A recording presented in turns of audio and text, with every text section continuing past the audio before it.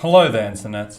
My name is Jimothy Jams, and today I want to talk about a topic that's very near and dear to my heart. And that topic is Star Wars. Now, I'm a very big Star Wars fan, and I have been ever since I can remember. When I was a little kid, I remember playing Star Wars Knights of the Old Republic on PC, and that game blew my fucking mind. Just like a little me was just completely astonished. Like there was a game in like a Star Wars game that you could sort of travel to different planets to and make choices and stuff. And that really was sort of the game that sort of got me into, that made RPGs my favorite genre of gaming. So Star Wars is very, it's in there. It's in my heart.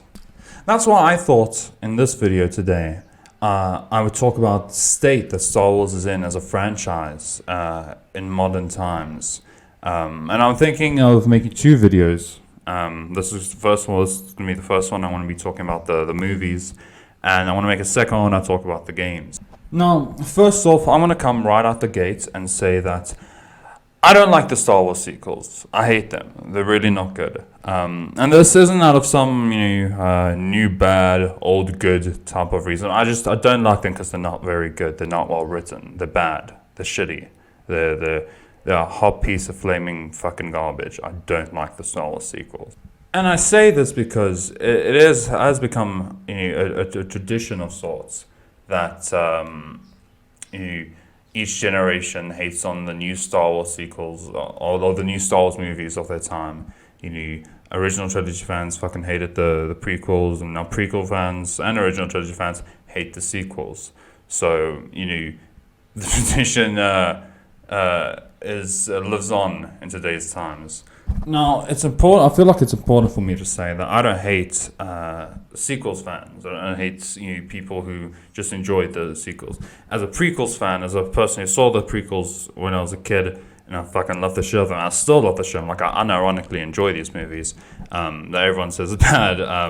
I understand to some extent, how especially children can sort of watch a movie and just enjoy it for what it is and just love it, for what it is and see nothing wrong with it.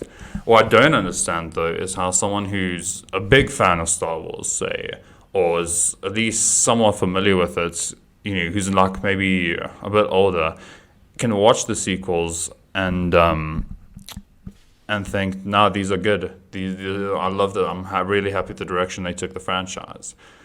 Because they're bad. They're really, really bad. And not only are they bad, but the sequel trilogy as a whole actually damages the prequels and the original trilogy, in my opinion. The first movie I want to talk about is obviously the first movie in the sequel trilogy, The Force Awakens. And I don't think this movie is that bad. I remember a bit of a side note, but I remember one time when I went to see The Force Awakens in theaters. This was obviously pre-COVID, and I remember when I saw that trailer, I was so excited. Because for me it was like, oh, Star Wars is coming back. There's going to be more Star Wars, and I didn't know, how wrong I was going to be that was going to be a good thing.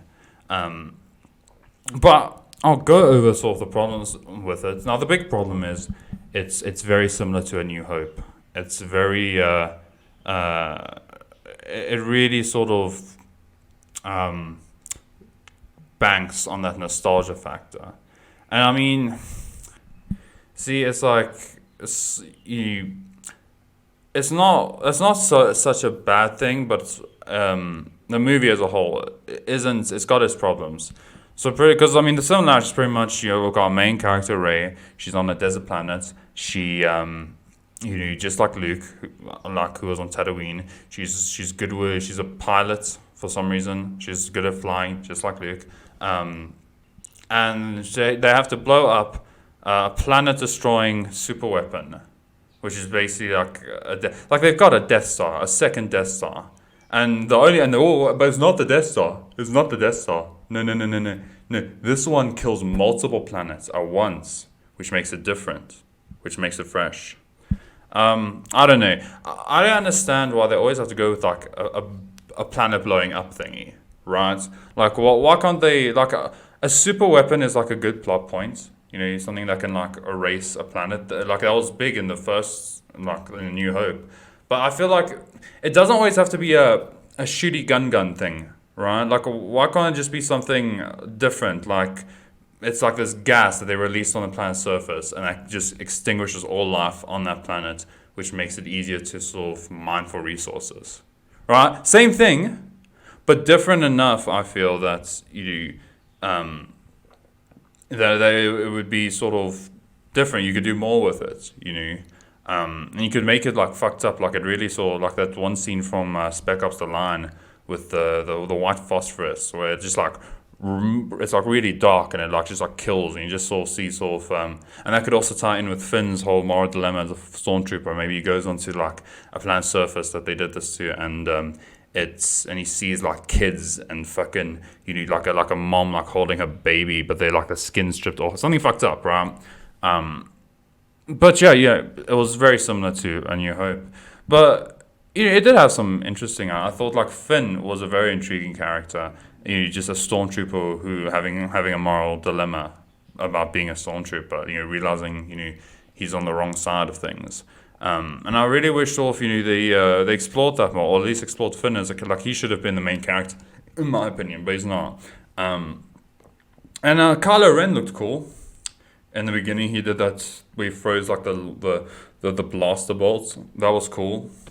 But Kylo Ren stopped being cool in my opinion, the second he took off his mask, and it was just like a regular dude, and then it just got worse because Kylo Ren, the biggest problem with Kylo, he's just not very threatening.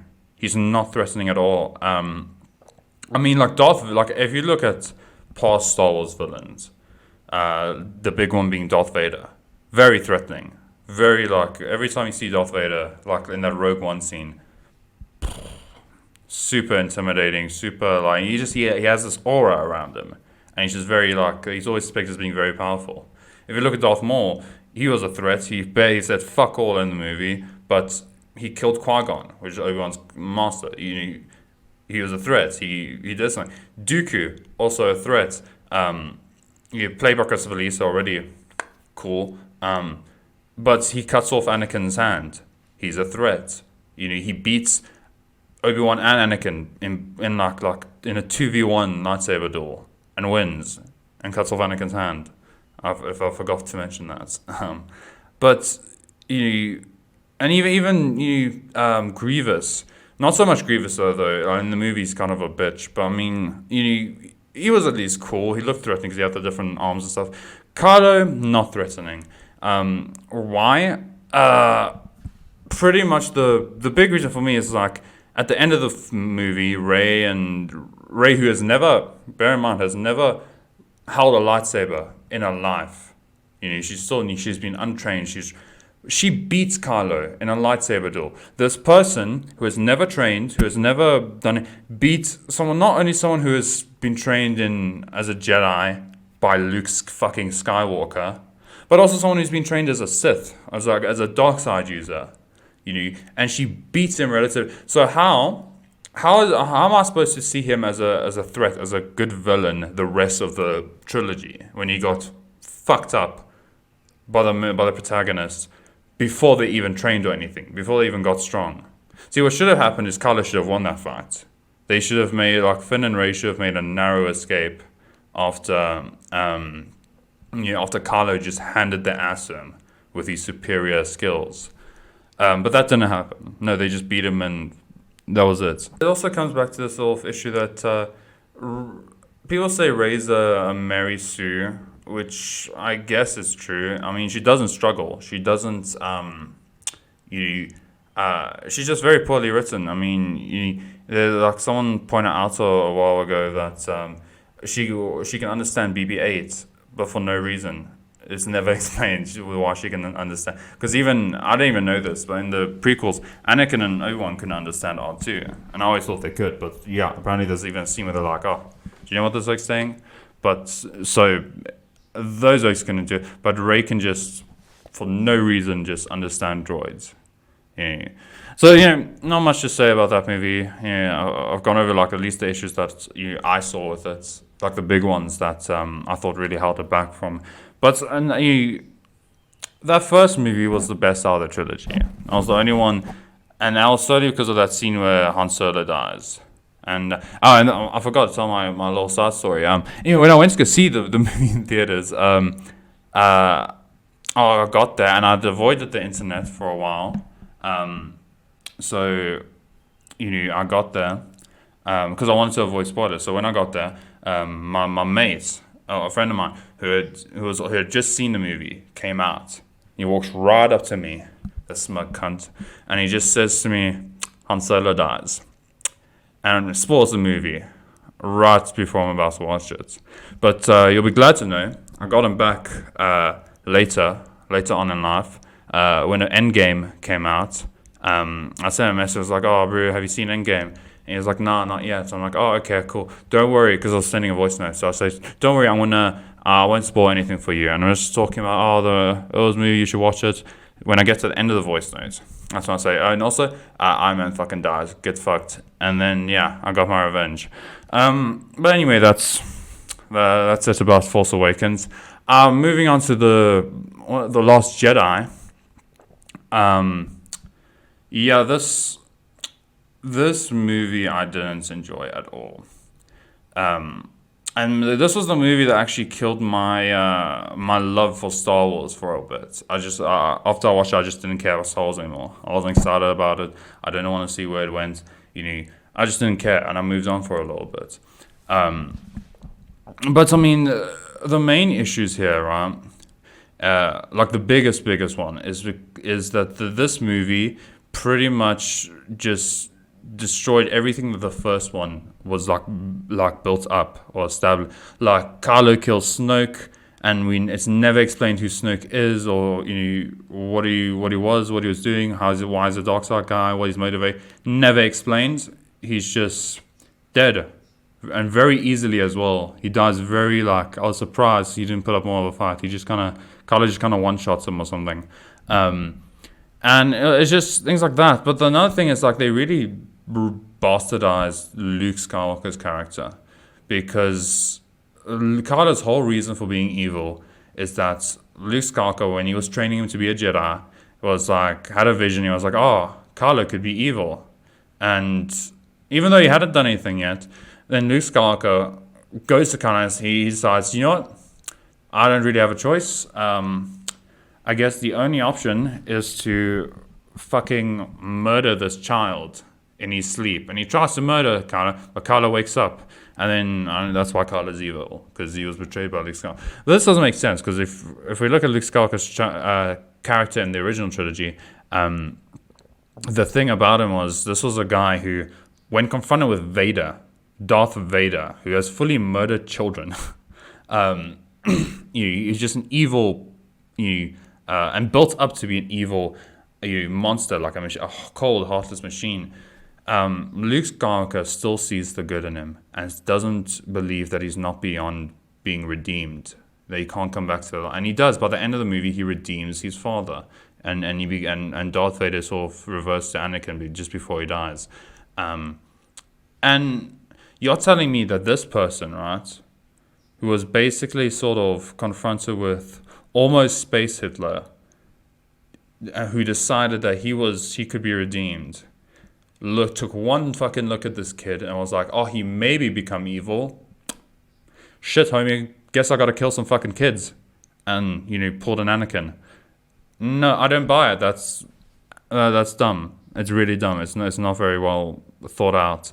And then it's really, I don't really remember much of this movie, even, because I feel like I just repressed it. Because in my mind, the Star Wars movies end at number 6. It ends with Return of the Jedi.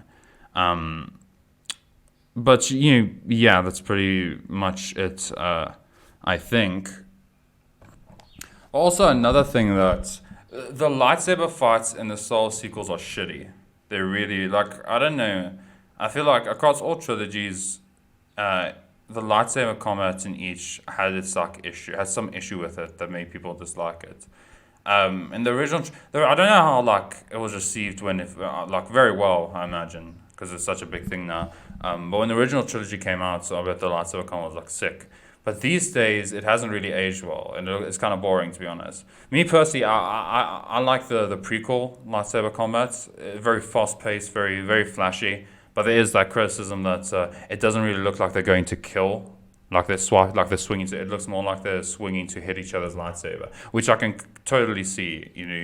And I was kind of hoping that the Star Wars sequels would be able to keep that fast paced sort of mastery that you kind of see in the prequels. But with a bit of more like realistic thought put behind it in terms of killing and like using a lightsaber to like end the fights, swinging for the win, right? But like very fast paced though. The sequels don't do that. It's very slow, and they do have I think the swing thing, but it's not. I don't know. It's just not very sick to watch. I enjoy like I said, the combat from the prequels, and like especially like that fight with Darth Maul, like was the only thing that fight with Darth Maul is the only reason people like Darth Maul. I'm telling you, or like the only reason they brought him back in the Clone Wars and Rebels, just because he was fucking cool. It's like the Boba Fett principle. Sometimes a character doesn't have to be well developed, or they just have to look really, really fucking cool, And Maul is like that. He just looked cool, and then he fought like and the lightsaber fight with Qui-Gon and Obi-Wan was fucking cool to watch. So I was really disappointed to see the sequels kind of have a slower paced. I don't know. It didn't have the same sort of feel to it that that I wanted. But maybe that's just a personal thing. But now moving on to the third movie, I'll be honest with you, I'll be dead on. I haven't fucking watched the third movie. Like I said before, like Last Jedi killed my love for it, or like it killed my enthusiasm for Star Wars. To say, not my love, I always love Star Wars, but it did sort of make me not care. So I don't plan to watch the Last Jedi or the Rise of Skywalker. So this part is maybe a little bit more. Not as thought out, but I'm just going on what I've heard of like, because when it came out, obviously I did the normal thing people do, and I listened to reviews and from what I've heard, I know Palpatine comes back, and I feel like that's like the most egregious sin the sequels committed, is the fact of Palpatine still being alive makes. Like, and this is what I was saying earlier, how the sequel trilogy damages what came before it. And I think that Palpatine being alive kind of takes away a lot of the punch of Vader's sacrifice. If it was me, what I would have done is, I wouldn't have brought Palpatine back, but what I would have done is, I would have maybe, I would have brought Darth Plagueis, which we haven't actually seen. And if you don't know, that's obviously the Palpatine's or Darth Sidious's master, which he references in that meme line in Revenge of the Sith. Have you ever heard the tale of Darth Plagueis the Wise? I thought not. It's not that whole shebang. Also I would have brought him back because people kind of know about him from that one when he's referenced in Revenge of the Sith, and because of the memes, so people also there will be some interest in seeing him and seeing how he sounds, what he talks, what he looks like. Well, we know what he looks like, but I don't know if it's canon. But and I feel like that would have, like, he never died. Plagueis never. I mean, Sidious was never able to kill his master. He just wanted him to believe he was alive. And then after the fall of the Empire, I don't know. You could write something. I don't know. I haven't fully thought, but I feel like that would have, or just don't kill Snoke in the second one and make Snoke the big bad. So and then I remember hearing, now don't quote me on this because, like I said, I haven't seen the movie, but I remember hearing that Rey and Kylo have this Force ability where they can heal each other or something, and from what I understand, if I say that also kind of makes Anakin's turn to the dark side meaningless. Why did he turn to the dark side? So he could heal people, so he could save people from death, like Padme, the people he cared about. But and that's supposed to be a dark side ability for some reason. I don't that also doesn't make sense because you'd think that the Jedi would be the ones to heal and stuff. I don't know, but you, if Anakin could just have done that, he wouldn't even need to become Darth Vader. So it also ruins that. Like I don't know, there's so much other shit they could have done. Like they could have incorporated it as like a unique ability, like maybe battle meditation, because we never really seen that in outside of comics and stuff. We haven't seen it in the films, so that could have been cool. But they obviously chose not to do that. But and another thing, I don't know, I think it was from Rise of Skywalker, but it's that horrible thing that they fly now with the flying stormtroopers. But I mean, they've always been flying. They've literally always been able to do that. I don't understand. Like I really feel like whoever made these movies just had no idea what Star Wars was. They were just some random like jack off that they just fucking got into the writers' room. I don't know. Well, I mean, that's pretty much it. That's like my opinions on the. Also, on a side note, going with like that was just the sequel movies, but now going with say whatchamacallit, the sort of the spin-off movies, not the sequels, but just like the Star Wars story movies, like Rogue One and Solo. So like I'll start with Rogue One. Rogue One, I thought was a good movie. It was an actual good movie. I saw people saying like when it came out, I didn't like the movie, or I was indifferent to it. Which indifference I can maybe understand if you saw too much of the sequel movies and really killed your enthusiasm. But I mean, I watched that movie and I thought, oh, this was a good movie because and it was there were likable characters and they were decently written. And the nice thing, it was a self-contained little thing, because they all die at the end. Spoiler alert. So that was at least. It was its own thing, and it fits in nicely between Revenge of the Sith and A New Hope. I remember there was a plot hole. I forgot what it was. Something about how they get the Death Star plans off of the ship before it blew up. I don't know. But even then, the movie was still good. I enjoyed it. I thought it was a good Star Wars movie. The Han Solo. Prequel. I didn't think it was too bad. I know people really didn't like it because the big reason was because the guy playing Han Solo just couldn't hold a candle to Harrison Ford, and he never would have. Like I don't know why people. I feel like maybe that's setting expectations. I mean, I wouldn't say this was a great movie or a good movie, but it was definitely possible. It wasn't like it's watchable. I didn't outright hate it like I did the sequels. That's pretty much me like covering the movies. So I think, in conclusion, I'd say the problem with the Star Wars sequels is like when they were written, I feel like they were written by people, they didn't really know what they were doing. They didn't really know about Star Wars, and they had people who knew Star Wars that they report back to them, but they never. And I feel like to make a movie or to make a trilogy like this, that does justice to everything that came before it, you'd need someone who's familiar with it and you can write with the history of Star Wars, the tapestry that is Star Wars in their heads, and they can write with that in mind, and also the fan expectations. But yeah, that's pretty much it. I've been Jimothy Jams. I hope you enjoy this video. If not, whatevs. I'll see you in part 2 when I talk about the games probably. And yeah, fuck off.